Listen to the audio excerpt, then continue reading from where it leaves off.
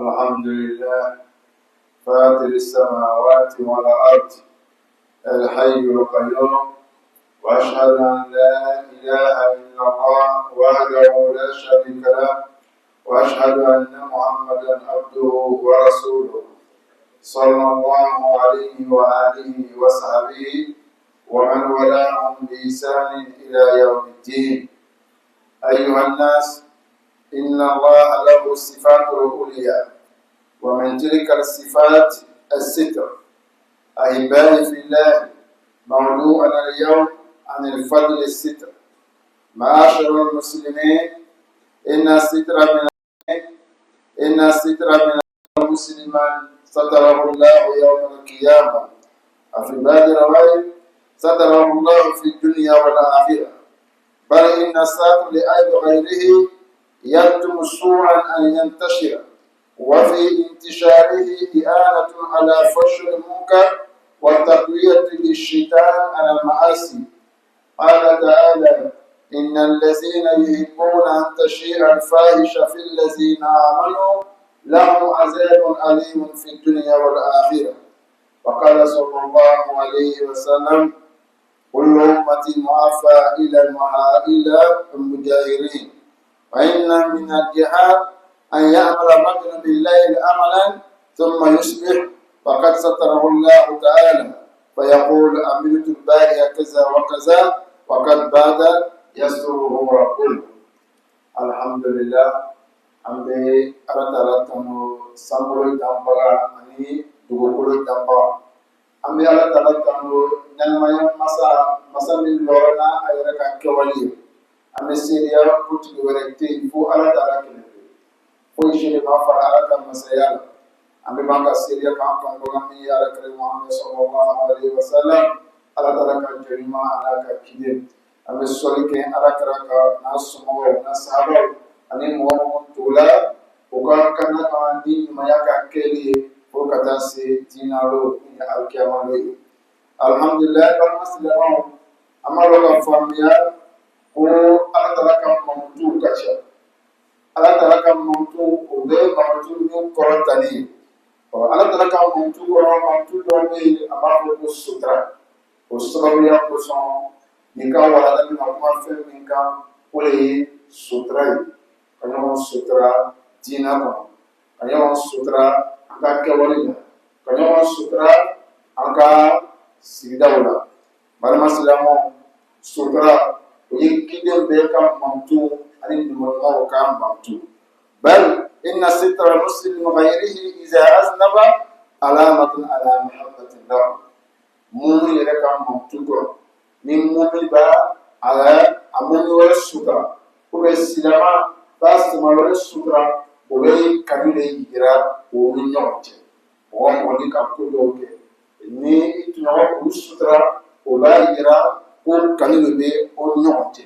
Sabu alhamdulilayi, Ala subahanahu wa taala a ye fɛnba de labɛn ka di suturabagaw ma fo ka taa se alakira ko sallallahu alayhi wa sallam: man satara musliman satarahu llahu yawma al-qiyamah. وفي آية أخرى: من ستر مسلما ستره الله في الدنيا والآخرة. على رسول الله عليه وسلم وموامو نيك السلام والسترة على فنبي السترة على الجنة. حديث أول على رسول الله عليه وسلم موامو نيك السلام والسترة إنك برما السترة كل نصر ما على نبي السترة على القيامة كمان السترة الدنيا. Balimasilamɛw, an ka sigi ye wagati kurunkurun de ye. An bɛ dunuya min kɔnɔ wagati kurunkurun de ye. An bɛna bɔ dunuya kɔnɔ ka taa ɲɛnamaya dɔw la. O ɲɛnamaya laban de, ɲɛnamaya dɔw tɛ yen min bɛna kɛ o ɲɛnamaya ɲɛfɛ. O sababuya kosɔn an bɛ ɲɛnamaya min na nin min ye dunuya kɔnɔ, an bɛ kɔlɔsili kɛ, an bɛ Ala Taala ka kundaw kɛ. Ala subahanahu wa taala y'an yamaruya fɛn min na, alakira sallallahu alayhi wa sallam a y'a yamaruya fɛn min na, o kɛ an bɛ mankutu dɔw sɔrɔ Ala Taala fɛ. Sabu bato bɛɛ an bɛ min ɲini Ala Taala fɛ, o de ye cogo ɲuman de ye. N'i bɛ bato min kɛra, ni i ka cogo ma ɲɛ, i ma bato yɛrɛ ka nafa sɔrɔ. mais ni cogo ɲana silamɛya kɔnɔ n'i ka cogo ɲana ala bato kɔnɔ o b'a yira k'i bɛ bato min kɛra non seulement i ka nafa dɔ sɔrɔ o duniya kɔnɔ i bɛna taa o nafa sɔrɔ alikiyama a ko lima sami'tum wa astaghfirullaha li wa lakum min kulli dhanbin fastaghfiruhu innahu huwal ghafurur rahim.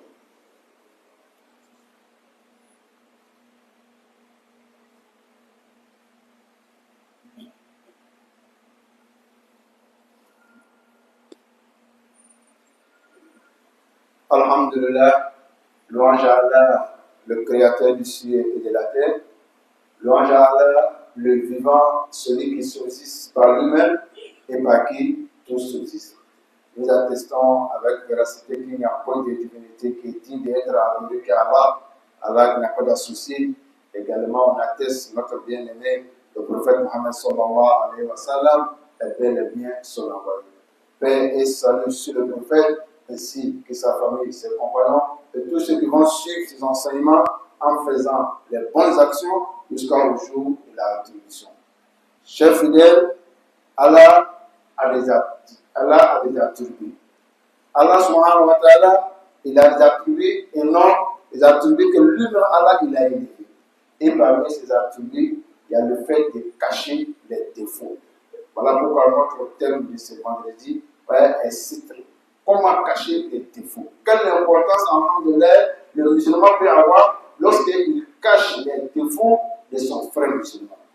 Mais avant de poursuivre ce thème, je voulais revenir un peu sur notre thème du vendredi passé en demandant un peu des excuses parce que vous savez souvent on dit des choses soit par erreur ou bien par manque de connaissance. Alors, des raisons pour lesquelles on enregistre nos différents sermons pour pouvoir réécouter s'il y a des erreurs dedans, on revient sur ça.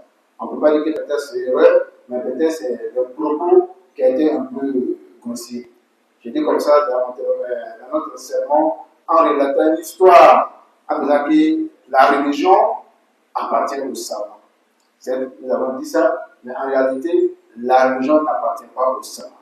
La religion appartient à tout le monde. Mais plutôt, ce sont les savants qui doivent nous enseigner comment adorer Allah subhanahu wa ta'ala. Je dis comme ça, alhamdulillah, que le prophète sallallahu alayhi wa sallam, un jour était des passages près de la mosquée, il a vu le diable. Parce que Allah, il a enlevé ces barrières invisibles qui sont entre nous avec les autres points invisibles. Parce qu'Allah nous dit, mais Allah, il crée ce qu'on ne voit pas. Allah également, subhanahu wa ta'ala, il a créé toutes les créatures qui sont avec nous, que les anges, même les djinns, les génies. Alhamdulillah, on lui fait savoir qu'il y a des djinns même avec nous au sein de la mosquée. Les anges sont avec nous à la mosquée. Mais le fait qu'Allah a mis des barrières invisibles entre nous, on ne peut pas les voir. Alhamdulillah. Mais Allah a mis ces barrières-là entre le prophète sallallahu alayhi wa sallam avec le monde invisible. Et le prophète sallallahu alayhi wa sallam pouvait tout voir. Donc un jour comme ça, étant du passage près de la mosquée, avec le diable en personne, Shaitan, Iblis, le chef même des démons, près de la mosquée, en train de regarder dans la mosquée. Et le prophète l'interpelle, qu'est-ce que tu fais en train de regarder dans la mosquée? Il dit simplement, il y a un homme qui est en train de prier, je vais rentrer pour capter sa prière, mais je peur de celui qui est couché, qui est en train de dormir. Et le prophète lui dit, mais tu n'as pas peur de celui qui est en train de faire la prière, celui qui lit le Coran, qui fait les invocations, qui peut même te détruire, mais tu as peur de celui qui dort. Il dit non, celui qui dort, c'est un savant. Mais celui qui est en train de faire la prière, c'est un ignorant. Donc comme ça, j'ai dit à ton histoire, et voilà pourquoi la religion appartient au savoir. Non, la religion appartient à tout le monde. Simplement, c'est les savants que nous devons suivre. C'est les savants qui devraient nous guider sur le droit chemin. Parce que le prophète sallallahu alayhi wa sallam dit al-ulama warasatul anbiya. Il dit ce sont les savants qui ont hérité les prophètes. Voilà, donc alhamdulillah, qu'Allah nous donne la bonne compréhension. Chers fidèles, notre thème de ce vendredi, je peux dire ce thème-là, c'est universel. Ce thème-là parle de nous tous. Je peux m'arrêter plus loin pour dire qu'il n'y a pas quelqu'un dans la mosquée ou même dans le monde que le thème-là ne parle pas de lui. Et si on ne fait pas attention, si on ne fait pas attention à ce thème, ni nos prières, ni nos chaînes, nos différentes actions ne pourront pas nous sauver le jour de la résurrection. Notre thème est secret. cacher les défauts. Les savants nous disent Inna sitra al-muslim li ghayrihi iza aznaba alamatun ala mahabbatillah. Le fait qu'un musulman cache les défauts de son frère musulman, ça montre qu'il y a un lien d'amitié entre eux. Le fait que tu vois un musulman en train de désobéir à Allah, ou en train de faire péché, ou en train de faire quelque chose d'humiliation, et que toi tu caches ses défauts, non seulement ça montre que tu as la foi, ça montre également que tu aimes cette personne. Et en même temps, le contraire, le fait de voir ton musulman en train de faire péché, ou bien dans quelque chose d'humiliation, et que toi tu essaies de divulguer ça, même si c'est ton frère, même ça montre que tu es son ennemi. Chers fidèles, parmi les attributs d'Allah, il y a le fait même de cacher les défauts et citres. Le prophète sallallahu alayhi wa sallam, il n'y a pas quelque chose qui faisait attention que le fait de dire quelque chose à l'encontre de son frère musulman, même si c'est la vérité, il faisait attention. Est-ce qu'il ne va pas diminuer ou bien il ne va pas dire de plus? Voilà pourquoi le prophète sallallahu alayhi wa sallam, il a dit un hadith, il dit Man satara musliman, satara mullah yawm al-qiyamah. En réalité, on a dit que pour ce hadith-là, mais ce n'était pas dans le terme. Le prophète sallallahu alayhi wa sallam dit quiconque cache les défauts de son frère musulman, Allah cachera ses défauts dans la vie ici-bas et yawm al-qiyamah. Quiconque cache les défauts de son frère musulman, Allah cachera ses défauts yawm al-qiyamah. C'est un. Deuxièmement, chers fidèles, le prophète Mohammed sallallahu alayhi wa sallam, en parlant de ces hadiths, les compagnons ont beaucoup interrogé le prophète sallallahu alayhi wa sallam. Quelle manière il faut cacher les défauts de son frère musulman et quelle manière ne pas cacher ses défauts? Nous allons revenir sur ça.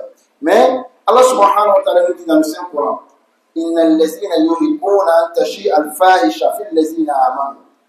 Il dit les personnes, même c'est les musulmans, ils aiment que la turpitude soit propagée dans la communauté. Ils aiment que les désordres soient propagés dans la communauté. Ils aiment que les conneries, des péchés, lorsque quelqu'un fait un musulman fait des bêtises ou bien il fait quelque chose de turpitude, lui il est fier, il est content. Autrement dit, il est content du malheur de son frère musulman. Il est satisfait du malheur qui arrive à son voisin.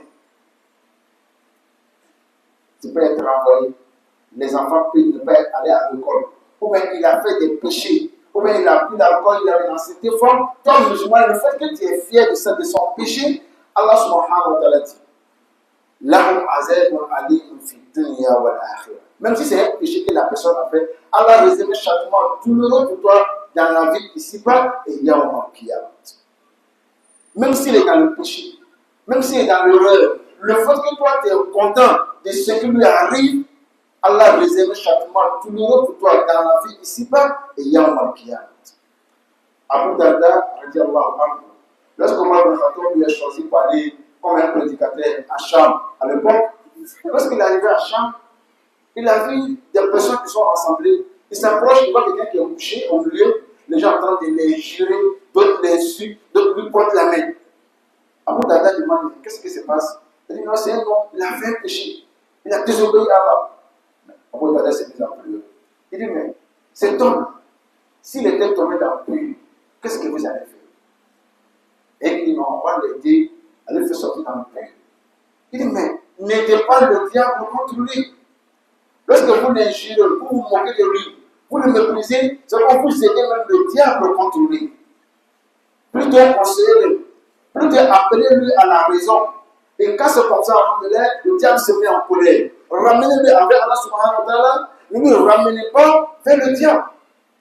Chers fidèles, ce qui nous fatigue la communauté musulmane aujourd'hui, c'est qu'en réalité, on voit quelqu'un dans les désobéissances, dans l'erreur, non seulement on ne le conseille pas, on parle même d'essayer de divulguer ce qu'il est en train de faire. Abu Bakr Siddiq, il dit, s'il avait quelqu'un qui a pris l'alcool, parce qu'il est ivre, il est couché nu, lui va donner ses vêtements pour le couvrir. Parce que lui, le sait, à ce moment, c'est comme lui livrer au diable. En préférence, si c'est un musulman. Donc voilà pourquoi le prophète sallallahu alayhi wa sallam dit, lorsqu'il a dit, celui qui cache les défauts de son frère musulman, c'est sur le plan réel. Les savants hadith dit, il dit, Hazal hadith, c'est venu sur le plan général. Alors, pas quel que soit l'erreur qu'il a fait, il a désobéi à Allah, il a volé, il a fait ceci. Ce qui veut dire que même souvent le voleur, on ne doit pas les frapper. Non. Quand vous faites ça, vous nous livrez au diable. On doit plutôt le conseiller. Voilà pourquoi le prophète sallallahu alayhi wa sallam, il a dit de faire beaucoup attention à ce hadith-là. En plus, où j'aimerais que chacun de nous essaie de méditer après notre prière de ce vendredi, ce hadith où le prophète sallallahu alayhi wa sallam dit il dit toute sa communauté sont préservés sauf ceux qui essaient de divulguer les péchés. Toute sa communauté sont préservés, sont protégés, sauf ceux qui répandent les défauts de leurs frères musulmans. Allah. Je sais qu'on essaie de méditer ce hadith. Toute sa communauté. Même quand tu fais un péché, ça va rester entre toi avec Allah subhanahu wa ta'ala. Si le jour, alhamdulillah, ta facilité, tu t'es repenti, Allah subhanahu wa ta'ala va te pardonner. Mais le fait de désobéir à Allah, comme ce qu'il a dit, il dit, il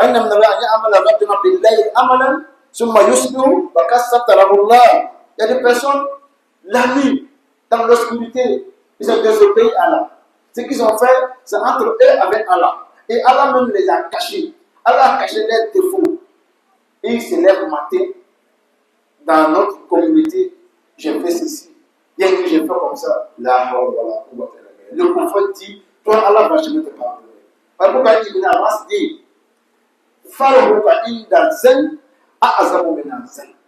il dit le fait de te réjouir même à désobéir à Allah, l'acte même de te réjouir, même ça même c'est encore plus grave que le péché.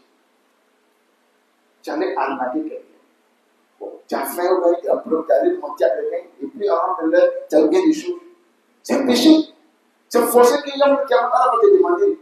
Mais malheureusement, dans ta soirée, entre vos groupes, hier, on est liberté. Et tu es fier de ça.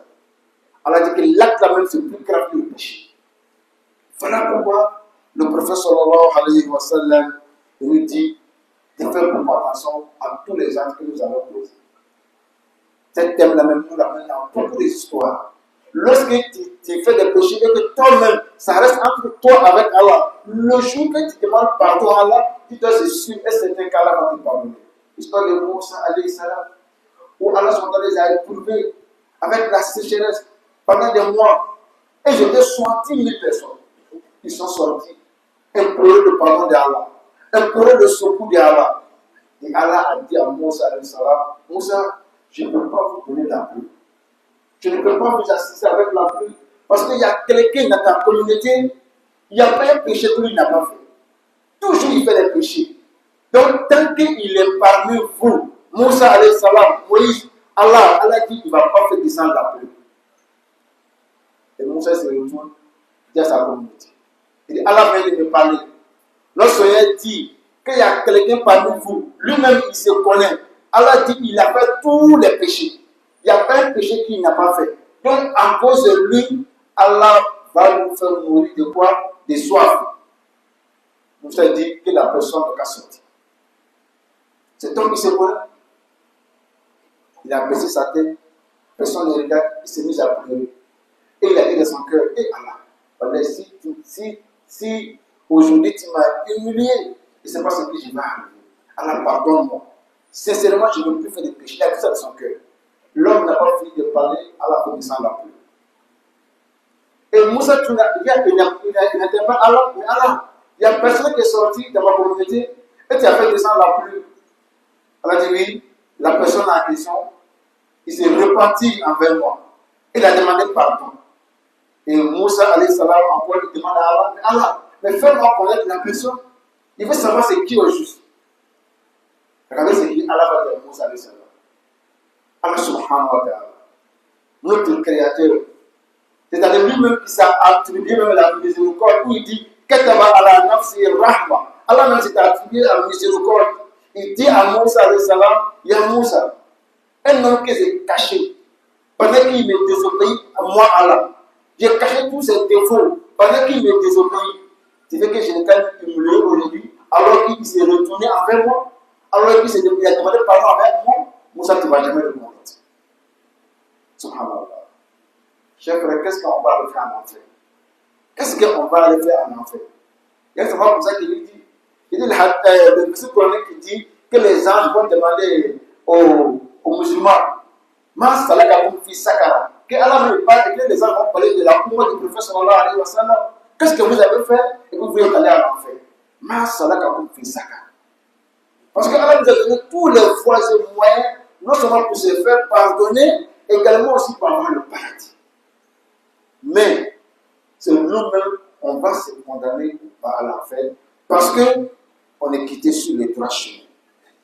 Chers fidèles, le prophète sallallahu alayhi wa sallam, avant de mourir, il nous a enseigné tous les voies et moyens, non seulement pour avoir le paradis, et également pour avoir de bons jugements le jour de la résurrection. Parce que le prophète sallallahu alayhi wa sallam dit, lorsque tout le monde sera ressuscité, Yawm al-Qiyamah, et que le soleil va descendre, et que vraiment il y a une souffrance, on va implorer Allah, et Allah va décider de poser le jugement. Yafta al-Khazaï, Allah va ouvrir les interpôts où nos différents livres, nos différents péchés, nos mérites sont mentionnés, et il y a pas de ressources. Tous les livres sont éparpillés. Chacun maintenant doit récupérer son livre. Allah. Donc, ce sont les moments difficiles où chacun doit récupérer le livre où est mentionné ses mérites et en même temps ses péchés. Mais normalement, il y a d'autres vont récupérer les livres avec la main droite. D'autres vont récupérer les livres avec la main gauche. D'autres vont récupérer ça derrière les dos. La hawla la quwwata illa billah. Trop beau. D'autres récupérer les mains avec la main droite. C'est cela que les jugements sera très facile. Donc, alhamdoulilah, d'autres également, la main gauche. Hisaban asir, ça sera très très dur. Mais ceux qui vont récupérer les derrière le dos, il y a cela, ça ira. Qu'Allah nous aide. Et à ce moment, les anges vont appeler chacun de se présenter devant Allah. À ce moment, tu as déjà ton livre à main. Tu sais déjà ce qui est mentionné. Tu sais ce que tu as fait. Tu sais ce que tu n'as pas fait. Maintenant, on dit, va répondre convocation. Lorsqu'on appelle ton nom, surtout de tel et tel, les anges viennent te chercher. Il y a des personnes, quand les anges, lorsque les tours arrivent, les anges viennent les chercher, on les respecte, on les escorte, ils vont arrêter Allah subhanahu wa ta'ala. Qu'Allah fasse que le jugement soit comme ça. Les gens viennent t'accompagner comme escorte, aller te mettre devant Allah. Et Allah te juge. Mais il y a d'autres, lorsque les jugements arrivent, on vient les trimballer pour aller les jeter devant Allah. Quand la musulmane est tellement lucide, on vient les trimballer par les pieds, par les poupées, pour aller les jeter devant Allah. Mais, ce que j'aimerais qu'on retienne, et lorsque tu es arrêté, tout ton jugement c'est devant tout l'univers, toutes les créatures d'Allah. Ce que tu as fait, ce que tu t'es caché dans lui, pour aller voler, pour aller escroquer, pour aller forniquer, pour aller mentir, pour aller tout, c'est devant tout le monde. Même devant le prophète sallallahu alayhi wa sallam, devant ta femme et tes enfants. Voilà. Tout tes péchés est relaté devant tous ceux. Voilà pourquoi il y a un peu de fatigue à ces jours d'humiliation, il y a un mal qui a, chers fidèles. Le prophète sallam dit, il y a des personnes, lorsque les tours sont arrivés, et on les présente devant Allah, devant Dieu. C'est-à-dire qu'Allah fait descendre les tariqis, les barrières. Allah fait descendre les barrières. Même le prophète sallam ne va pas te voir. Et le jugement se passe entre toi avec Allah. Allah va te dire, tu as fait ceci, tu as menti comme ça, tu as volé, tu as menti. Allah va te dire tous tes péchés. Et Allah va te dire, le fait que tu as caché ça, parce que toi aussi tu cachais les défauts de tes frères que tu voyais, les péchés que tu voyais. Donc Allah va te dire, la manière que j'ai caché tes défauts, c'est la même manière que je cache tes défauts. Et tu vas le paradis. Allah.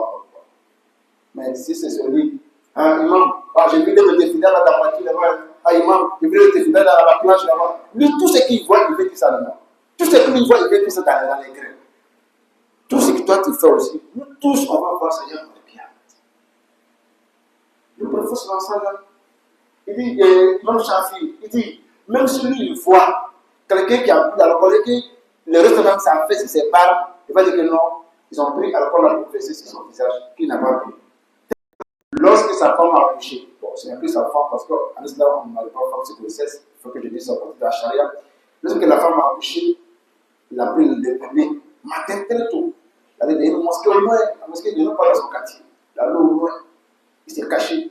Parce que tout le monde entend la mosquée et la prière veut commencer. Il a déposé le bébé à la rentrée de la mosquée. Elle est rentrée.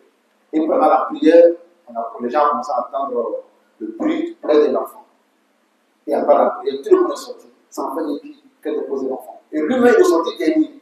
Il regarde, il dit, bon, si personne ne connaît l'enfant, moi je n'ai pas l'enfant, je vais l'adopter. Et il a pris l'enfant, il allait à la maison, il dit à sa femme, bon, voilà ton enfant, tu peux éduquer l'enfant comme tu veux. Et ensuite, avec quelques personnes, ils ont fait le mariage 2 mois ou 3 mois après. Et donc, voilà ce que je fais, quelle personne le voit. L'homme est jusqu'à Dimash. Il dit, lui, l'un des plus grands savants de la Syrie.